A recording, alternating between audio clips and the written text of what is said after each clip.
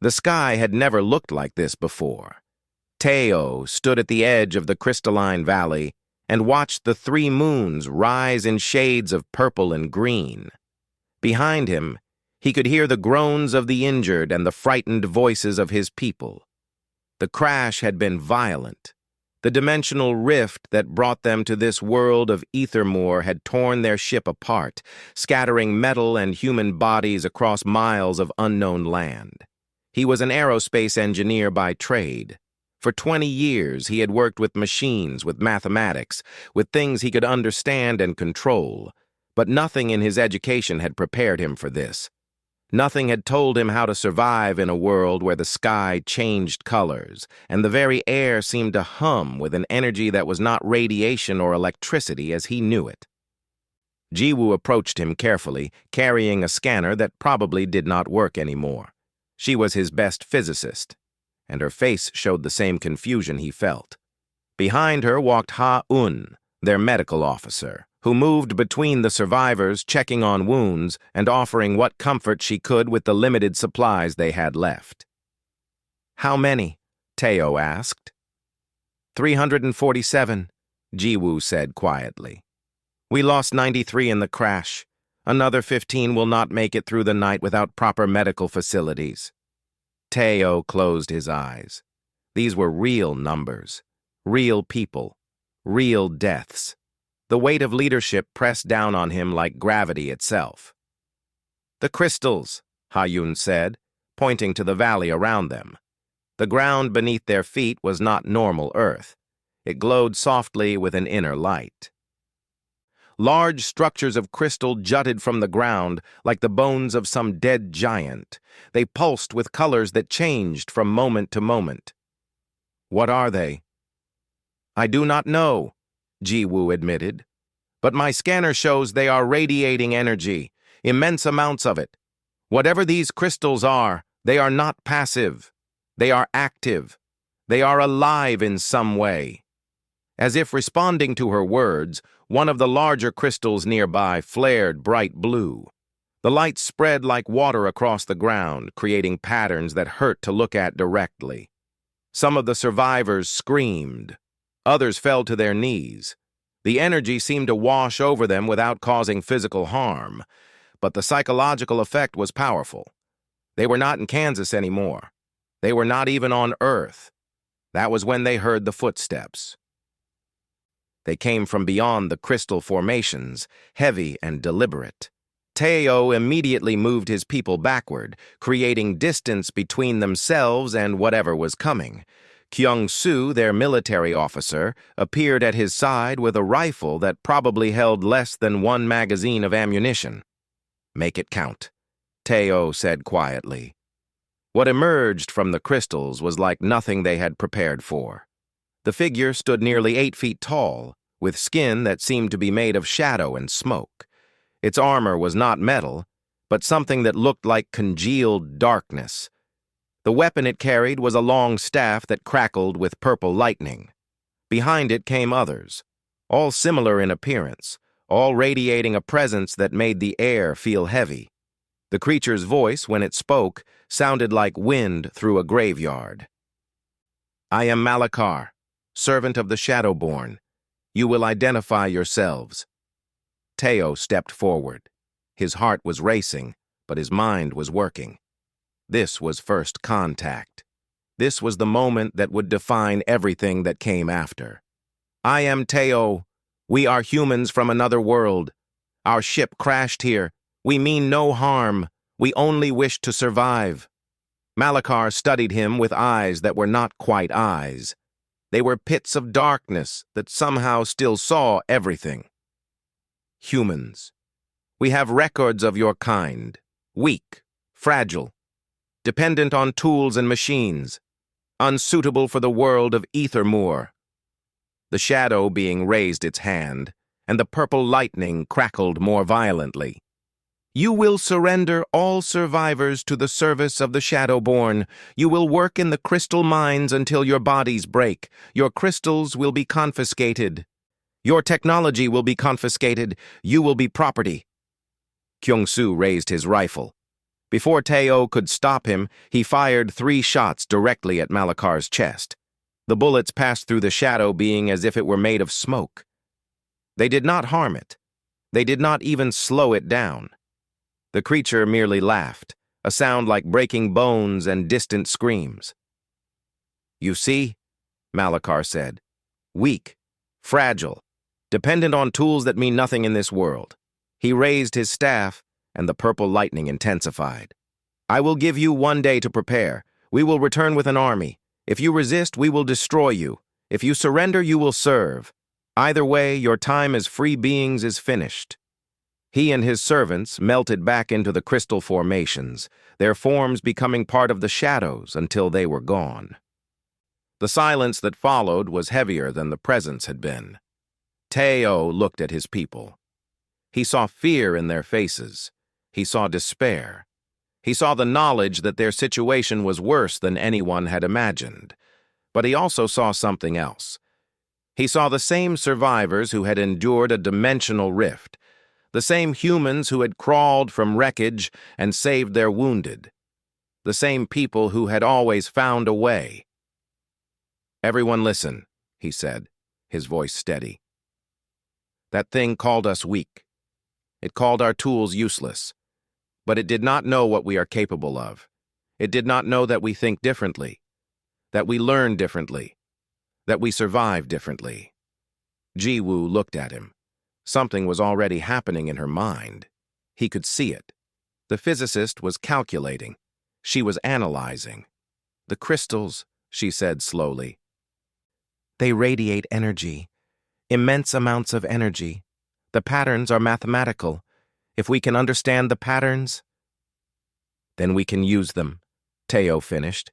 He looked toward the cave system that opened into the valley. A natural shelter, a place to work, a place to prepare. "We have 1 day, maybe more if we buy time, but we need to understand this world's energy. We need to understand these crystals, and we need to turn them into something that can stand against shadow and lightning." "You are talking about weapons," Kyung-soo said. "I am talking about survival," Teo replied. "The Shadowborn think we are weak because we do not have their magic. But we have something they might not understand. We have science. We have engineering. We have the ability to see how things work and adapt them. We have the human capacity to take what is broken and make it into something new." Ha-eun stepped forward. "Then we should begin now. Every moment we waste is a moment we cannot get back." As the 3 moons continued their strange journey across the impossible sky, the survivors of Earth began to move with purpose. They gathered the intact equipment from their ship.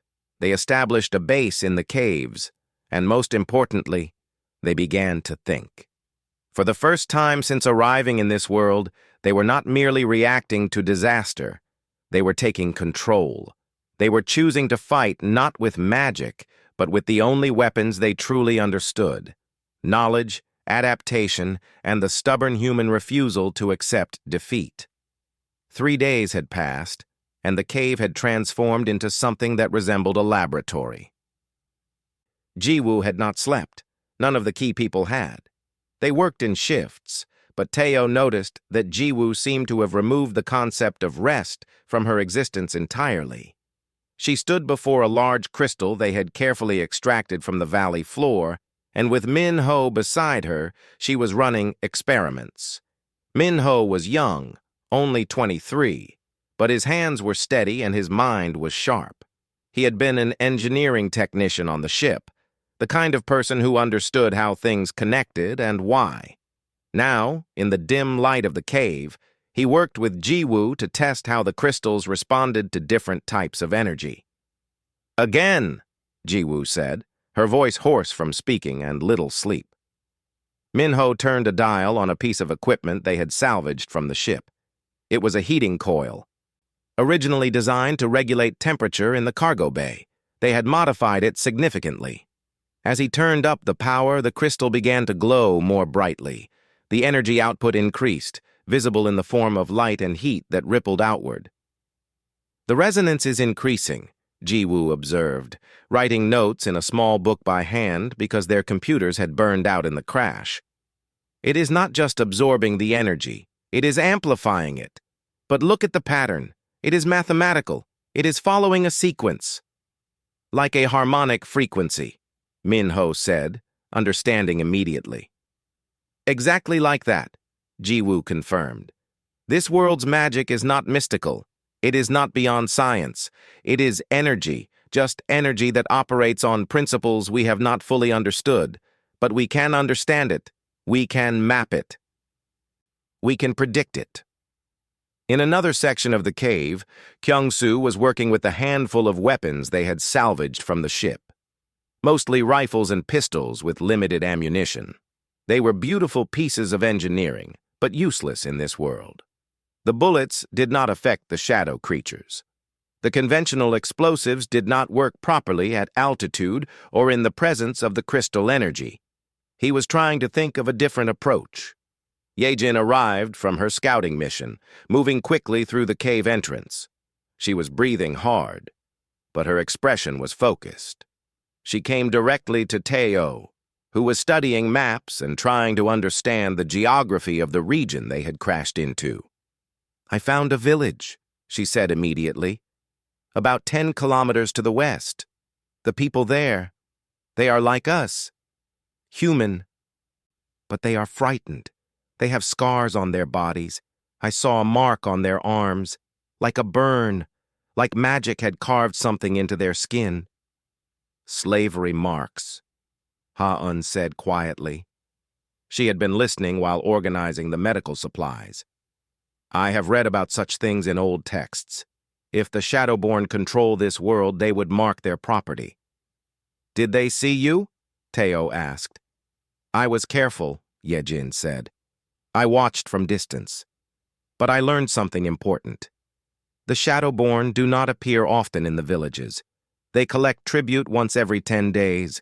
The rest of the time, the people live in a kind of broken peace. They are trapped, but they are not constantly supervised. They are kept obedient through fear and through the mark." "How many of them are there?" Kyung-soo asked. "Thousands," Yejin said. "Just in that one village alone, more than 5,000. And I saw signs of other settlements beyond it. This world is inhabited by hundreds of thousands, maybe millions of enslaved humans." The reality of this struck Teo like a physical blow. They were not alone, but everyone else was in chains. Everyone else was broken. This was not just about their survival anymore. This was about something larger. That night, Teo could not sleep either.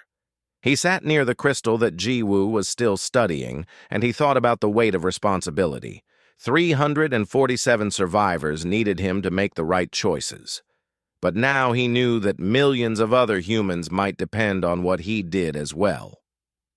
"You are thinking too loudly," a voice said. It was Jiwoo, her eyes red-rimmed, but her mind still sharp. "I can hear your worry from here." "Can we do this?" Teo asked her. "Can we really take what we have and create something strong enough to stand against them?" "I do not know," Jiwoo said honestly. "But I know that the crystals work on principles that our science can understand. I know that this energy follows mathematical rules, and I know that those rules can be manipulated by anyone who understands them.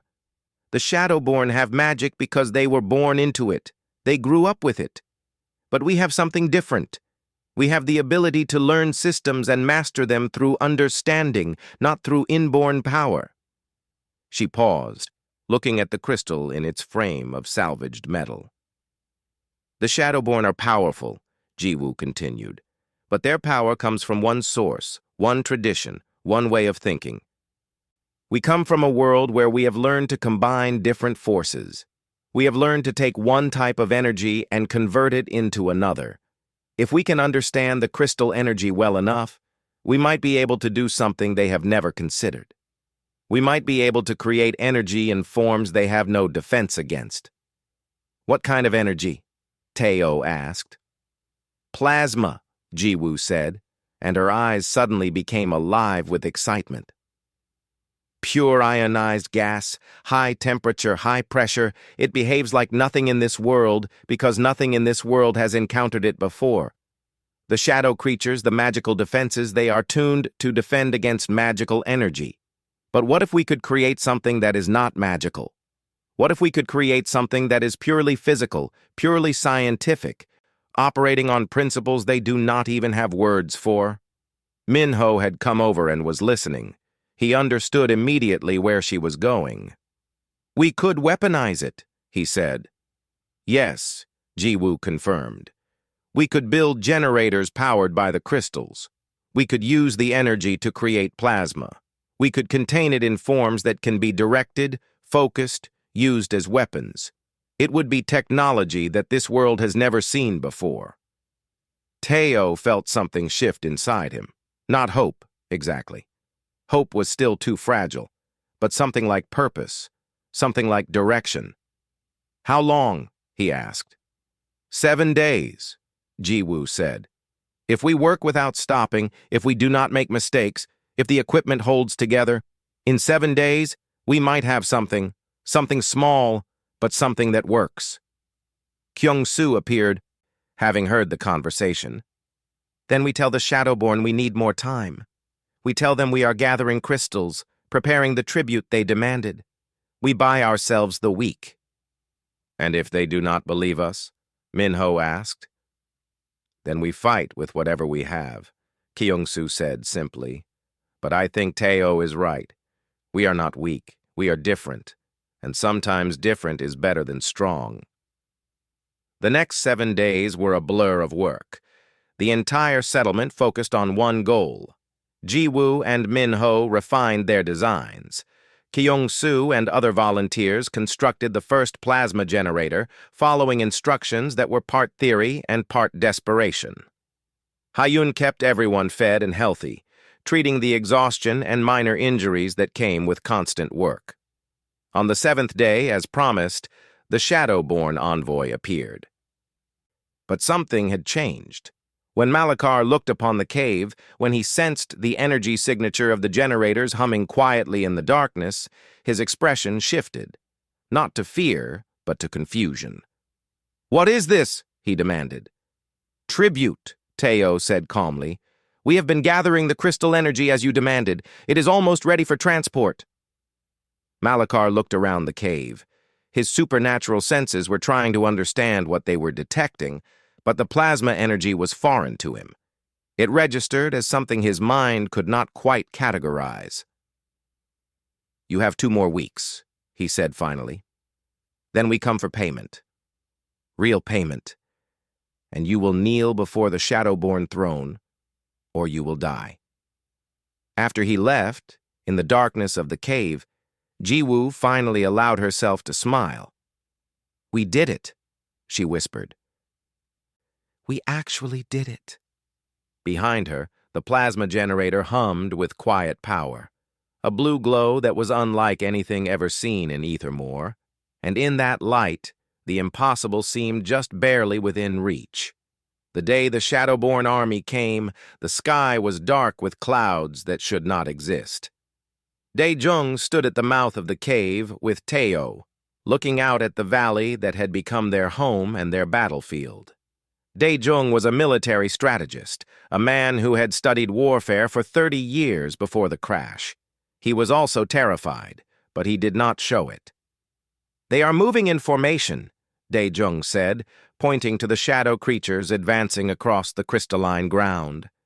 There were perhaps 500 of them, all with weapons that crackled with dark magic. Leading them was Malakar, and his presence was like a weight pressing down on the world itself. Behind the Shadow Knights came other creatures, smaller but numerous, moving with mindless purpose. "How many?" Teo asked.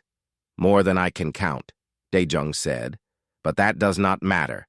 Numbers do not determine battles. Positioning does. Preparation does. Knowledge does. And we have those things. They do not." Kyung-soo stood at the entrance to the secondary cave, where they had positioned the first 2 plasma weapons. They were crude things. barely more than cannons designed to fire concentrated beams of ionized gas. But they were ready. They were charged with crystal energy. And they were pointed directly at where the Shadowborn army would have to pass through the valley to reach them. Ji-Woo was in the main cave, monitoring the energy levels in the generators. Every plasma weapon, every defensive system, every piece of their technological resistance was powered by those generators.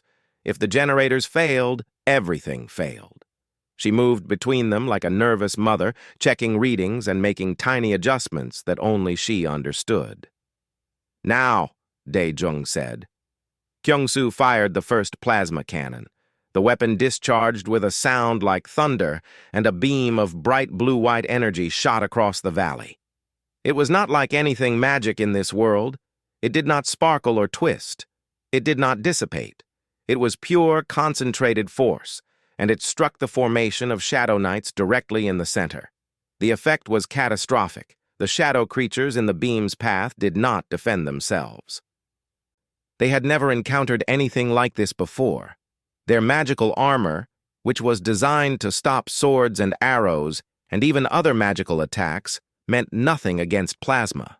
The creatures simply ceased to exist, burned away in an instant. The second plasma cannon fired. Then a third. Teo had authorized the construction of 4 weapons in the time they had been given. Each one was less powerful than they wanted, but they were operational. They were real. And they were working. The Shadowborn army, which had been advancing with absolute confidence, suddenly stopped. The commanders looked at each other in confusion. This was not supposed to happen.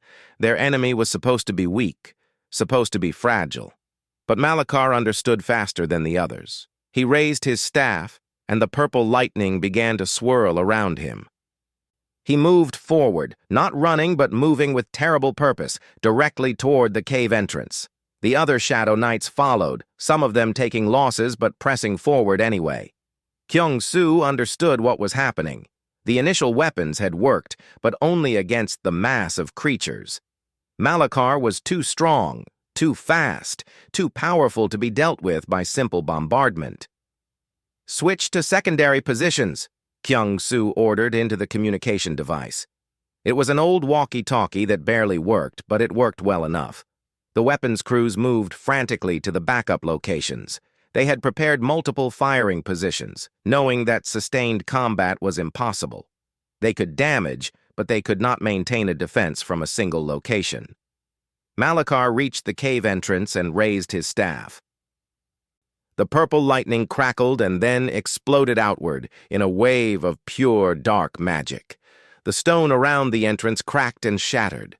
But Ji-Woo had anticipated this. She had reinforced the entrance with crystal structures, arranged in patterns that created natural barriers. When Malachar's magic struck them, some of the energy was absorbed, some was dispersed, some was reflected back. One of the reflected bolts struck Malachar in the arm. For a moment, nothing happened. Then his skin blackened, and he screamed. It was a sound of pure rage and pain, a sound that echoed across the valley. The shadow being looked down at his arm, watching as the blackened tissue failed to heal properly. His dark magic was powerful, but it could not repair damage caused by something it was not designed to defend against. This moment changed everything.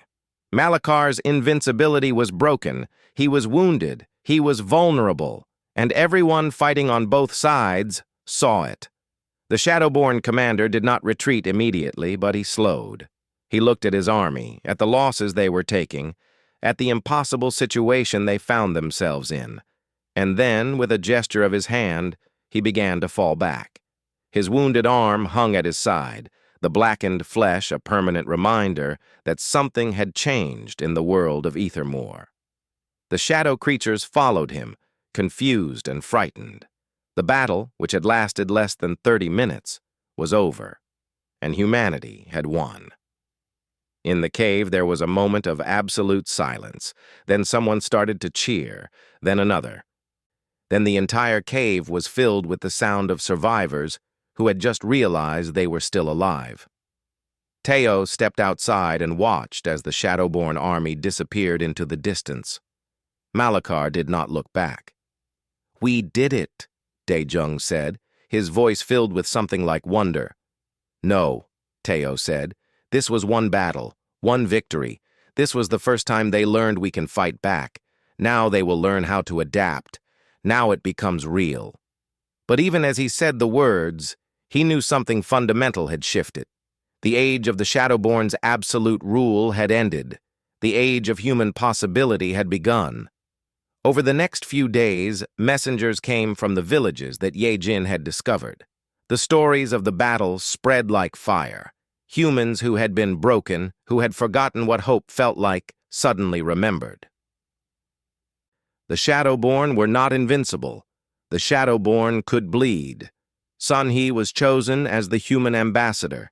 She was a charismatic woman, someone who had worked in diplomacy before the crash.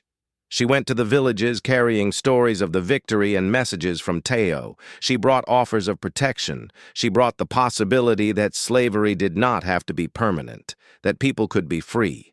The response was overwhelming. Kingdom after kingdom began to align with the humans, not out of love, but out of hope. Humans had provided something the Shadowborn never could, the possibility of a better future. When Sun He returned to the cave, her face was glowing with purpose. "They are ready to fight," she told Teo. "They are ready to stand with us. They have nothing left to lose." Teo looked at the young woman, at her confidence and hope. He thought about the millions of enslaved humans out there. He thought about the path forward that was suddenly open to them, and he made a decision that would echo through the rest of this world's history.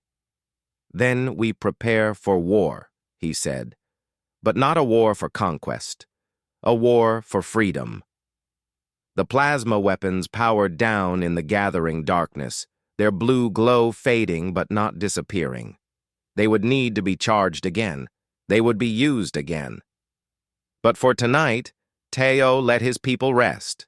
They had earned it. 3 months had passed since the first victory, and the weight of leadership was crushing Q-Tyke in ways he had not anticipated. He stood in the cave that served as a command center, looking at maps covered with notations and symbols. Some of them marked successful human operations. Many more marked areas where things had gone wrong. "The mining operation at Crystal Ridge failed," he said to Teo, his voice heavy with frustration. 12 dead. The Shadowborn had corrupted the crystal seams with dark magic. When our people tried to harvest them, the magic backlashed. It turned inward.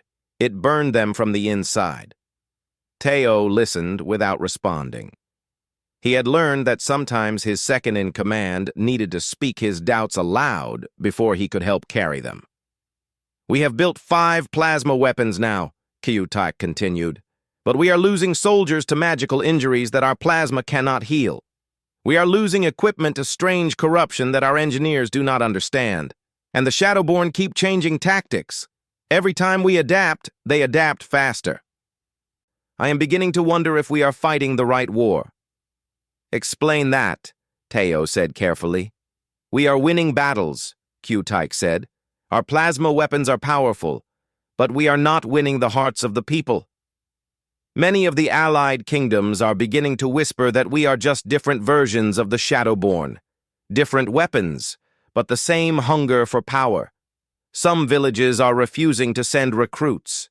Some are even asking if we will ever leave, if we will become new masters instead of liberators." Hei Yun entered the command center carrying a wounded soldier. The man's skin was dark with magical corruption, spreading slowly across his body. "I need help," she said simply. "I can stop the infection with conventional medicine, but it will eventually spread to the bone, and I do not know how to treat it. Our technology is good for physical wounds, but this is something different. This is magic, and magic is something we do not fully understand." This was the problem that was slowly becoming clear to everyone. Humanity's strength was in adaptation and technology, but Ethermore's strength was in magic. To truly win, They needed to bridge that gap. It was Nari who provided the key. She was a young mage from one of the liberated villages, perhaps 17 years old, and she had volunteered to work with the humans.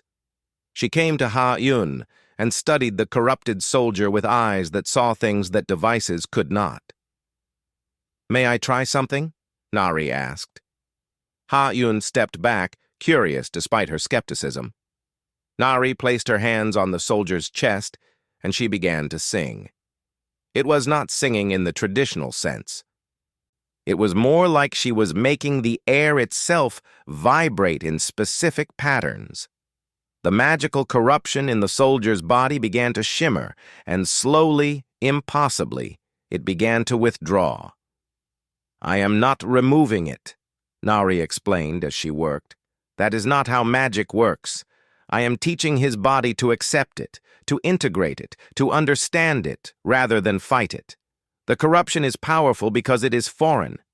But if we make it familiar..." The corruption faded. Not entirely, but enough that the soldier could breathe easier, that the pain in his eyes lessened. Ha-Un watched in fascination. "This is what we need," Nari said. "Humans have technology that is powerful because it is different from what we understand, but magic is also powerful. If you could combine them, if you could take your science and add our magic..." Jiwoo was listening from across the room. She came over immediately, her mind already racing with possibilities. "Show me the patterns," she said to Nari. "Show me how the magical resonance moves through the body." What followed was a collaboration that would change everything. Jiwoo and Nari worked together, the physicist and the mage trying to find a language they could both understand. They sketched equations and drew magical diagrams. They argued and debated, and slowly, piece by piece, began to find common ground. "Magic follows patterns," Jiwoo said at one point. "Your magic is not random. It is not chaos. It is information, like everything else in the universe. It is just information expressed in forms we had not categorized." "And your plasma," Nari said in return, "is not cold or heartless. It is energy, yes, but it is also life. We teach mages to think of magic as something alive, something that has will. Perhaps that is why plasma and magic clash, not because they are opposites, but because they are speaking different languages to say similar things." Hai-Il watched this collaboration with mixed feelings. He was a noble from the kingdom of Eren, one of the major human kingdoms that still existed independently from the Shadowborn's direct control. He had chosen to align with Teo, but that choice had cost him everything. His family had denounced him. His position was gone. The king of his own kingdom was threatening to move against the human alliance to protect his kingdom from retaliation. "You are the proof that this works," Teo said to him one evening. They were standing on a cliff overlooking the valley, watching the sunset paint the sky in colors that seemed impossible. "You are a noble, trained in the old ways, and yet you chose to adapt. You chose to trust in something new." "I chose to do what was right," Hai-Il said. "My family chose to do what was safe. Now the entire kingdom is caught between those two choices, and I fear what will happen." "Then go back," Teo said. "Go back to your kingdom and show them that we are not conquerors. Show them that humans can exist in this world without becoming Shadowborn. Show them that there is another way." Hai-Il looked at him with surprise, then understanding. "You are trusting me to do this? To negotiate with my own kingdom?" "I am trusting you," Teo confirmed, "because I have learned that trust is more powerful than weapons. Plasma is strong, but trust is stronger. If I spend all my energy controlling people, preparing for betrayal, expecting the worst, then I become no different from the Shadowborn. I would rather take the risk of being hurt than live in fear." By the end of the month, the situation had transformed. Jiwoo and Nari had designed the first hybrid weapon, a plasma cannon enhanced with magical focusing techniques that made it more precise, more efficient, more powerful. It could fire farther and with less crystal energy, More importantly, it could heal as well as destroy. The same energy, when properly tuned, could purify corrupted land and restore magical balance. Nari also taught Hayun how to combine medical science with magical healing. The results were remarkable. Wounds that would have taken weeks to heal could now be treated in days. Magical corruption that would have been permanent could be integrated into the body without causing harm. And Hae-il, against all odds, managed to convince his kingdom to remain neutral while secretly supporting the human alliance. It was not perfect. It was not a full commitment, but it was hope. In the command center, Q-Tyke looked at the new maps with something that was not quite relief, but was close. "We have changed the war," he said to Teo. "No," Teo said. "We have changed the nature of strength. We have shown that the strongest path is not the one that dominates others, but the one that learns from them. That is the real victory." Outside, the hybrid weapons hummed with power that was both plasma and magic, a blue-purple glow that had never existed before in Ethermore. And slowly, the enslaved worlds began to believe that freedom might actually be possible. The Shadowborn did not respond with desperation. Instead, they responded with evolution. In their deep fortress cities, where no human had ever dared to go, the ancient beings began to adapt their strategies. Malachar, nursing his still blackened arm, understood something that the humans had not fully grasped. They were in a war, and wars change the nature of those who fight them. The first sign of the new strategy came when an entire village awoke to find their crystal mines had turned black. Not corrupted in the way that caused pain, but transformed into something that drained life itself.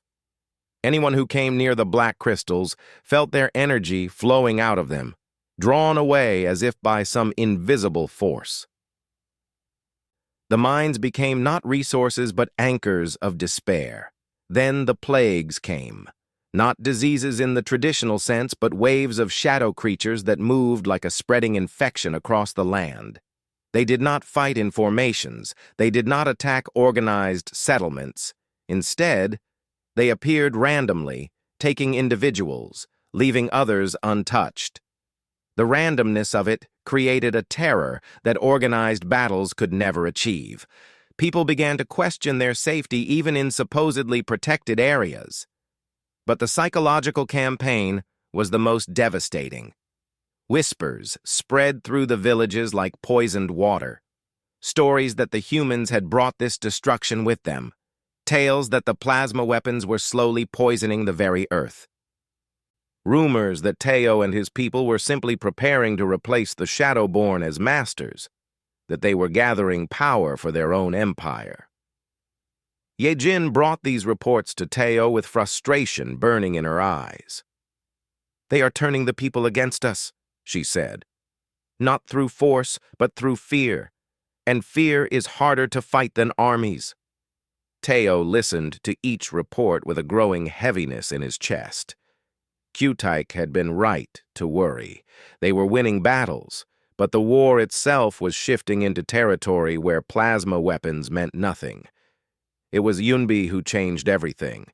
She appeared one night at the cave entrance, a figure so ancient that she seemed to belong more to memory than to the present day. She was a mage of incredible power, but unlike the Shadowborn, her magic glowed with soft gold rather than harsh purple. She claimed to have been sealed in a sanctuary for 1,000 years, and that the disturbance caused by the human arrival had broken her seals. "I remember," she said to Teo and Jiwoo, her voice like wind through an ancient forest. "I remember when the Shadowborn were human, when they were like you. They chose power over everything else. They sacrificed their capacity to feel, to grow, to change. And in gaining strength, they lost the ability to truly live. That is not strength. That is a slow death wearing a crown." "Why are you telling us this?" Jiwoo asked carefully. "Because you have a choice they did not take. Yunbi said. You have the opportunity to combine your human capacity for growth with the power of this world. Not to dominate through either science or magic alone, but to create something new that neither could achieve separately. She taught them the old songs, the original magic of Ethermore.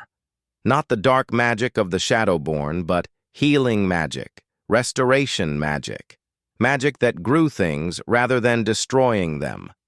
And when Jiwoo studied these songs through the lens of physics, she realized they were not mystical at all. They were instructions for organizing energy in specific patterns, patterns that, when combined with plasma technology, created something unprecedented. Working together, Jiwoo and Yunbi developed the first hybrid generators. These devices did not simply harness crystal energy and convert it to plasma.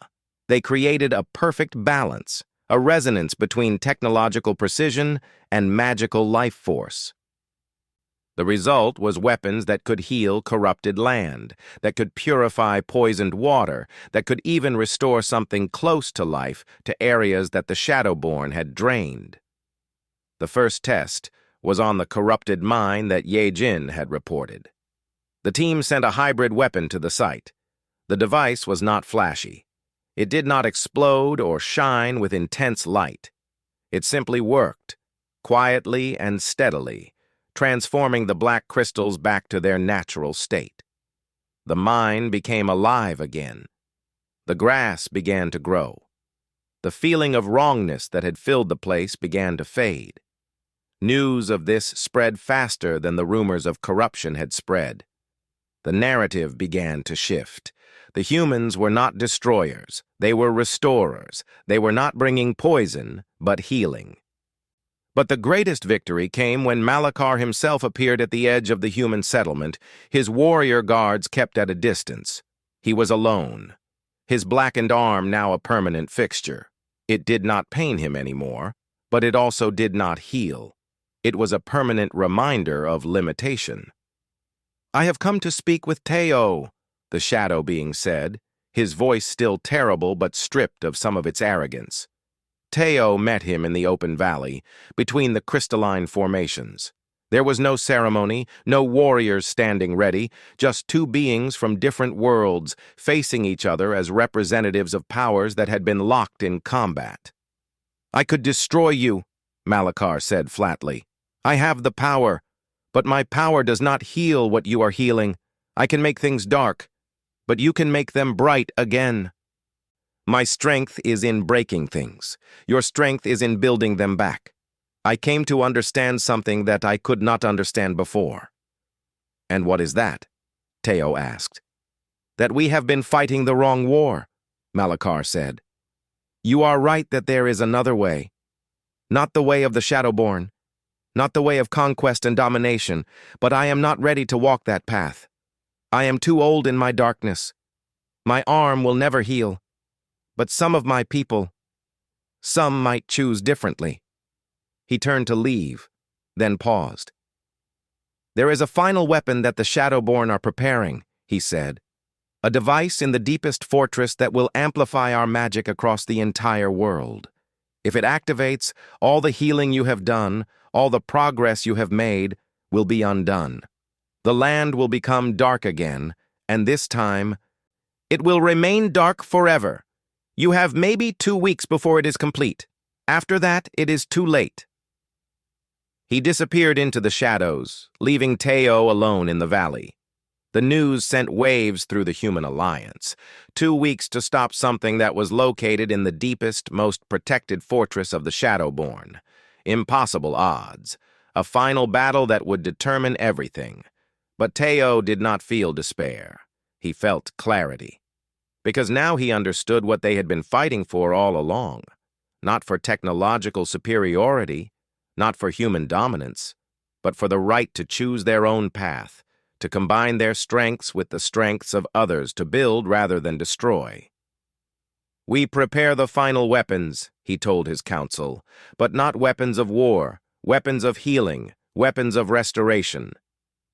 Because when we reach that fortress, we will not be going to conquer. We will be going to offer a choice. The same choice we have made. The choice to be more than the Shadowborn could ever imagine. Jiwoo was already working, her hands moving across designs that burned with possibility. Nari was singing ancient songs, teaching new patterns to the hybrid magic. Ha-Un was preparing medical supplies that could heal wounds caused by both plasma and magic. And Teo, looking at his people gathered together in unity despite their different origins, finally understood what true strength really was. It was not the power to destroy.